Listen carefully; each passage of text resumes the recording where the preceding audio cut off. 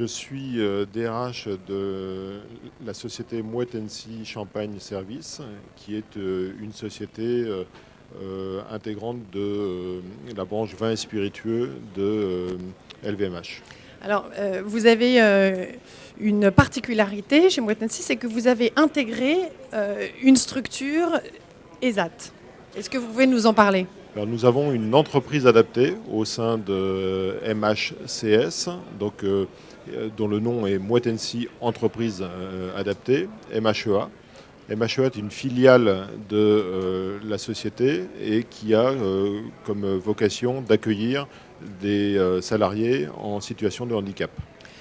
Alors, vous me disiez qu'elle a une autre particularité, c'est qu'elle accueille des personnes en situation de handicap intégrées à l'entreprise, mais aussi extérieures à l'entreprise de manière ponctuelle ou de manière L'entreprise, courte durée l'entreprise MHEA, puisqu'il s'agit d'une entreprise, même si elle est filiale de MHCS, est une entreprise ouverte à l'extérieur de notre propre entreprise et à l'accueil des salariés qui sont issus soit de Moët Hennessy, soit des salariés qui sont en situation de recherche du travail sur le territoire d'Épernay. Vous allez nous dire depuis combien de temps cette structure existe, mais aujourd'hui, après certaines années d'existence, quel bilan constatez-vous? Quel bilan faites-vous et est-ce que c'est une réussite?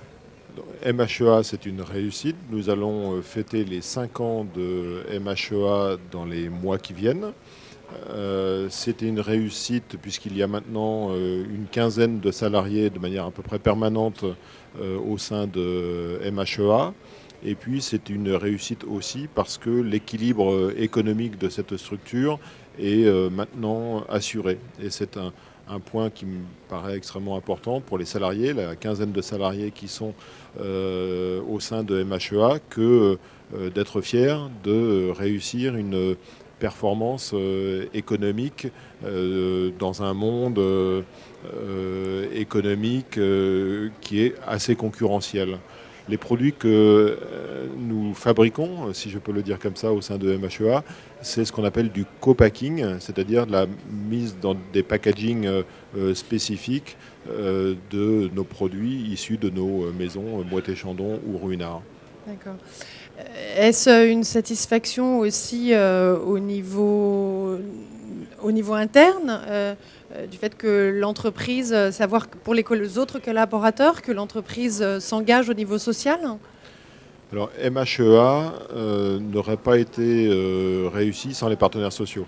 Et vous avez raison, c'est une certaine fierté collective, la réussite de MHEA. Qui est une des composantes de notre politique sociale avec nos partenaires sociaux. Donc oui, il y a, je pense, une fierté partagée des salariés de MHCS, de MHEA, mais aussi des partenaires sociaux, que de réussir à conserver dans l'emploi au sein de MHEA des salariés qui, dans une autre entreprise, probablement en auraient été exclus. Et un certain contentement, donc aussi sur le résultat final. Exactement. Voilà. Et le challenge, c'est finalement pour ces salariés de rester compétitifs par rapport à d'autres possibilités de sous-traitance, mais bon, qui ne seraient pas dans le domaine des entreprises adaptées. Et donc, oui, nous avons une certaine fierté à garantir un emploi pour une quinzaine de salariés en situation de handicap. C'est la première édition de ce salon. Nous sommes à mi-parcours de la journée. Qu'est-ce que vous en pensez? J'ai été très agréablement surpris en arrivant ce matin finalement du nombre d'exposants qui sont sur ce salon et puis du nombre de visiteurs qui me semblent très intéressés par les initiatives prises par les uns ou par les autres. Super. Merci beaucoup. Merci.